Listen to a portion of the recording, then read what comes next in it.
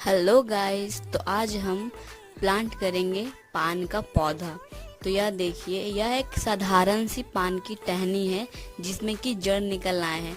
Normally पान के पौधे में जड़ निकल ही आती है, तो हमने वहाँ से कटिंग कर लिया है, एक टुकड़ा लिया है एक दाढ़ का, और उसे हम मिट्टी में लगाएंगे। इस बात का बेहद ध्यान रखें कि जो जड़ की साइड हो वो मिट्टी में दबी होनी चाहिए और जो पत्ते हैं वो दबनी नहीं चाहिए।